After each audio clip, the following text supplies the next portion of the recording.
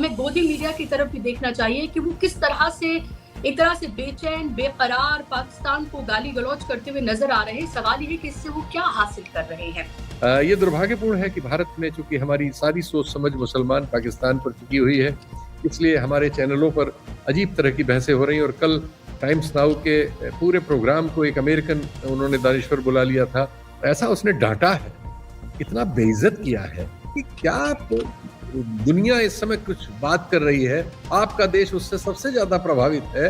आपके यहाँ तेल नहीं है, गैस नहीं है, आपको दुगने दाम देने पड़ रहे हैं, अर्थव्यवस्था आपकी चौपट है, आधी से ज्यादा आबादी सूडान से नीचे भुखमरी में है। आप पाकिस्तान कर रहे हैं। लेकिन हमारे यहाँ तो आदत सी पड़ गई है, रोज बेइज्जत होते हैं लेकिन फिर वही पहुंच के खड़े हो जाते हैं। इस समय हम बहुत निंदनीय हो गए हैं दुनिया में। पड़ोसी मीडिएटर ही सही, लेकिन दुनिया की ताकतों को बिठाकर एक टेबल पर वो बात कर रहा है और वो पूरी तरीके से दुनिया में इसको इनकैश कर रहा है। और एंकर को मैं ऐसे ही देख रही थी, वो कह रहे थे कि कटोरा लेकर भीख मांग रहा है, ये कर रहा है। मतलब आप क्या दिखा रहे हैं दुनिया को? आप मतलब अपनी खींच दिखा रहे हैं, खिसियाहट दिखा रहे हैं ऐसा करके कि हम विश्व गुरु हैं। तो वो तो हम विश्व जोकर साबित हो गए। उसकी जगह हम जो है वो दुनिया में सबसे बड़ी गरीब आबादी के देश है, ये दुनिया जानती है। भारत के पास नहीं है कुछ, भारत के पास झूठ है, प्रोपेगेंडा, फर्जीवाड़ा है और नफरत है। भारत सिर्फ और सिर्फ इस समय के राजनीति में नफरत पे जी रहा है। भारत तो चाबहार अपने खर्चे से बना रहा था ईरान के साथ मिलके, वो भी इस समय छोड़ के भगा हुआ है अमेरिका के मारे। ये तो क्या है, हमारी समझ से परे है। ये तो मीडिया है कि इसको क्या कहा जाए। ये तो अपने लोगों का दुश्मन है। ये वो जो कर रहे हैं वो करना चाहिए, भारत नहीं कर रहा है, ये भारत की अजीब स्थिति है।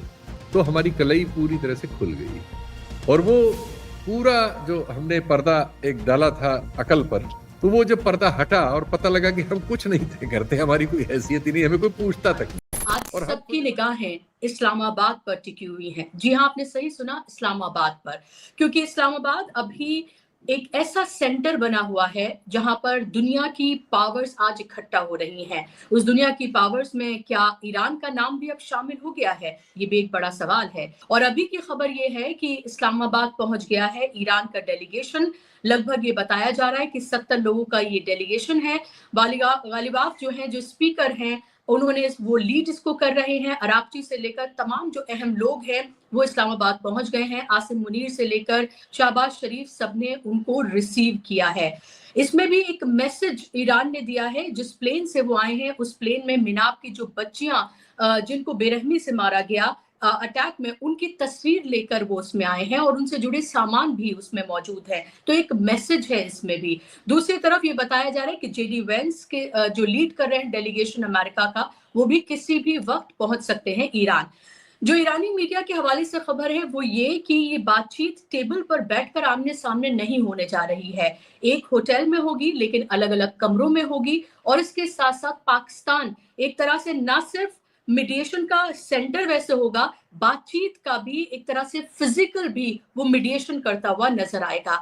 इस सब के क्या मायने हैं, इसको किस तरह से देखा जाए? क्या ये बातचीत का पहला दौर होगा? अगर कामयाबी होती है तो क्या दूसरा तीसरा दौर होते हम देखेंगे? पाकिस्तान क्या अचानक से दुनिया के पटल पर महत्वपूर्ण हो गया है? और भारत आखिर कहाँ खड़ा है? मोदी जी अपनी चुप्पी कब तोड़ेंगे? क्या सिर्फ इलेक्शन की स्प्री पर जिस तरह से वो निकले हुए हैं, उनको ये समझ नहीं आ रहा है कि दुनिया में जो उनकी इमेज है, जो उन्होंने खुद बनाई एक विश्व गुरु की, वो आखिर कहाँ पहुंच रही है? और दूसरा, हमें गोदी मीडिया की तरफ भी देखना चाहिए कि वो किस तरह से एक तरह से बेचैन बेकरार पाकिस्तान को गाली गलौज करते हुए नजर आ रहे हैं। सवाल ये है कि इससे वो क्या हासिल कर रहे हैं।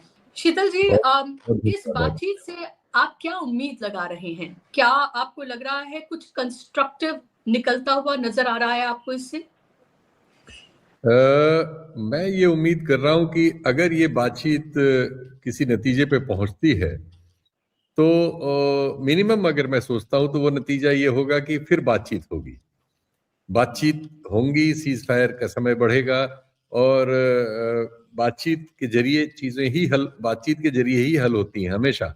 लड़ाई कितनी भी कर ली जाए, असल फैसला तो टेबल पर ही होता है। तो मुझे लगता है कि कम से कम इतना इसमें हासिल शायद हो। और खराब ये होगा कि बातचीत टूट जाए और फिर लड़ाई झगड़ा शुरू हो जाए, फिर शेखियां शुरू हो जाए, जो जारी हैं, जो दोनों तरफ से आ रही हैं। हालांकि ईरान इस मामले में बहुत सभ्य और सुसंगत तरीके से आया है। पहल उसने कभी नहीं की, हमला भी उसी पर किया गया, और जो चीजें कही जाती हैं पहले अमेरिका से या इजराइल से या पश्चिम से आती हैं, ईरान फिर उसका एक संयत जवाब देता है। आपने ठीक कहा कि वो आए हैं, लेकिन वो अपने जो इश्यूज हैं उनको सामने रखते हुए आए हैं। वो अमेरिका को शर्मिंदा करते हुए आए हैं कि मिनाज की बच्चियों का, उन्होंने नंबर भी शायद उसमें 165 या 173 जो भी नंबर है वो भी लिखा हुआ है मिनाज ये करके उस जहाज पर, वो लिख के लाए हैं। वो दिखा रहे हैं कि देखिए आपने युद्ध छेड़ा, आपने इस तरह के गलत काम किए, बच्चियों को मारा, एक स्कूल में मारा और लीडरशिप को मारा, और ये गुंडागर्दी है। लेकिन इस समय परिस्थिति ऐसी है दुनिया में कि आपकी गुंडागर्दी पर भी बात करनी पड़ रही है। ईरान उसको इस तरह से पेश करता हुआ बड़े सुसंगत तरीके से हमारे सामने है। ये दुर्भाग्यपूर्ण है कि भारत में चूंकि हमारी सारी सोच समझ मुसलमान पाकिस्तान पर टिकी हुई है, इसलिए हमारे चैनलों पर अजीब तरह की बहसें हो रही हैं। और कल टाइम्स नाउ के पूरे प्रोग्राम को एक अमेरिकन, उन्होंने दानिश्वर बुला लिया था, अमेरिकन पॉलिटिशियन, ऐसा उसने डांटा है, इतना बेइज्जत किया है। अगर जरा भी शर्म हो, वो वीडियो अवेलेबल है टाइम्स नाउ के प्रोग्राम में। उसने कहा कि क्या दुनिया इस समय कुछ बात कर रही है, आपका देश उससे सबसे ज्यादा प्रभावित है, आपके यहाँ तेल नहीं है, गैस नहीं है, आपको दुगने दाम देने पड़ रहे हैं, अर्थव्यवस्था आपकी चौपट है, आधी से ज्यादा आबादी सूडान से नीचे भुखमरी में है, आप पाकिस्तान पाकिस्तान कर रहे हैं। ये बात हो रही है भाई, बात पाकिस्तान में हो रही, तो इसलिए आपको परेशानी हो रही है, आप उसको लोकल उसमें चीजों को रखे हुए हैं। बात दुनिया की हो रही है और आप सबसे ज्यादा प्रभावित हैं, और आपको लोकल इशू पाकिस्तान क्यों है, पाकिस्तान में क्यों हो रहा है, ये इशू आपके लिए है। तो ये तो पूरा पैनल ही है आपका, और आपके इस एजेंडे को उसने बड़ी बुरी तरह से बेइज्जत किया। लेकिन हमारे यहाँ तो आदत सी पड़ गई है, रोज बेइज्जत होते हैं लेकिन फिर वही पहुंच के खड़े हो जाते हैं। तो हमारे मीडिया से तो भगवान ही बचाए, उसकी तो क्या बात करें। लेकिन देश के लिहाज से ये और दुनिया के लिहाज से ये जरूरी पहलकदमी है, क्योंकि कोई तरीका नहीं है, बात तो करनी ही पड़ेगी। अच्छा हुआ कि चीन के हस्तक्षेप से ईरान कल ऐसा लग रहा था कि नहीं आएगा, क्योंकि ईरान ने एक स्टैंड ले लिया था उन इश्यूज पर, लेबनान पे पर्टिकुलरली। आप जो डिटेल्स आए उसमें लेबनान भी शामिल है। इजराइल ने शायद ये कहा है कि अगर अमेरिका इस पर कोई चीज तय करता है तो वो उसको मानेंगे। तो बातचीत में तो ये आएगा ही, उनकी ओर से अकाउंट्स वगैरह का आएगा। अमेरिका ज्यादातर लाएगा जिस चीज पे वो जीतना चाहता है। दो ही है उसके इश्यूज। बड़े लेवल पर होर्मुज खुलवाना चाहता है वो, क्योंकि उसके सारे दोस्त south Korea, Japan, Taiwan, Singapore, ये सब इस समय चीख पुकार मचा रहे हैं इस सवाल पर। तो वो इसको रिलीज कर, और यूरोप का भी एक बहुत बड़ा हिस्सा यहाँ पे जाता है। खतरा है कि रेड सी में भी समस्या हो सकती है, बात आगे बढ़ी तो। अगर वो समस्या होगी तो यूरोप तो एकदम सूख जाएगा, बहुत परेशान हो जाएगा, एशिया परेशान है ही है।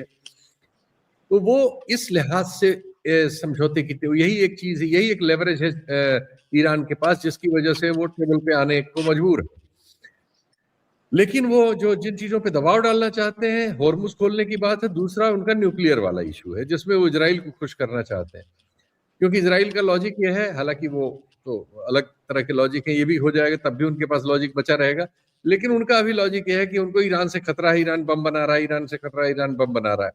तो ये बात पिछली बार जब ये युद्ध शुरू होने से पहले जो बातचीत हो रही थी, जिसमें आखिरी समय तक ओमान वगैरह शामिल थे और बहरीन शामिल था, और वो लगभग नतीजे पे पहुंच गए थे, लेकिन इसके बावजूद युद्ध हुआ क्योंकि इजराइल का बड़ा दबाव था। इजराइल में नेतन्याहू पे एक क्रिमिनल केस का बहुत दबाव है, और उसकी 9 तारीख से उसकी सुनवाई शुरू हो गई है।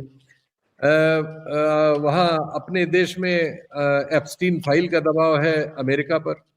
तो ये बहुत सारे कारक हैं जो मिलजुल के इस परिस्थिति को जिन्होंने जन्म दिया है।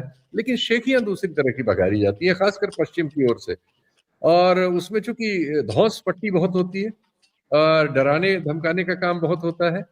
ईरान ने साबित किया है कि वो इस सब से डरता नहीं है और धौंस पट्टी में नहीं आता है। लेकिन दुनिया में जो उसके दोस्त हैं, रूस है, चीन है, अभी पाकिस्तान ने एक रोल निभाया है, इनकी भी बात वो सुन रहा है और सभ्यता से उसका प्रतिकार कर रहा है या जवाब दे रहा है। चीजें क्लियर नहीं है तो उसने होर्मुज खोलते खोलते नहीं खोला, पहले उसने भी अनाउंस कर दिया था। तो ये परिस्थिति है। इसमें भारत में एक नागरिक होने के नाते तो हम आशा ये रखते हैं कि भारत चूंकि इस से प्रभावित है, बुरी तरह प्रभावित है, तो हम चाहते हैं कि युद्ध किसी न किसी तरह से सेटल हो, युद्ध न हो, खाड़ी खुल जाए, वहां से तेल गैस जो हमारे यहाँ आता है वो आने लगे, दाम बहुत ज्यादा बढ़ गए हैं ये कम हो, हमारे खाद की सप्लाई के मामले में बहुत कठिनाई हो जाएगी, उसके प्रोडक्शन में, सप्लाई में, इसलिए उसका जो सिलसिला है वो जारी रहे। कठिनाई तो ऑलरेडी हो गई है, एक शांतिपूर्ण रास्ता निकले और जो जहां गलत है उसको गलत कहा जाए, दुनिया कहे, ज्यादातर दुनिया कह रही है। आश्चर्यजनक रूप से ऐसे देश जो अमेरिका से बुरी तरह से नत्थी हैं, जैसे जापान या कोरिया या ताइवान, इन देशों में ऐसे स्वर आ रहे हैं जैसे स्वर हमारे देश में, हमारे राजनय में नहीं आ रहे, क्योंकि हमारे यहाँ एक अजीब तरह का वातावरण इस समय बना हुआ है। लेकिन जब विदेश नीति पर हम उन चीजों को ले जाते हैं तो हम मूर्ख साबित होते हैं और हमारी बड़ी इस समय हम बहुत निंदनीय हो गए हैं दुनिया में।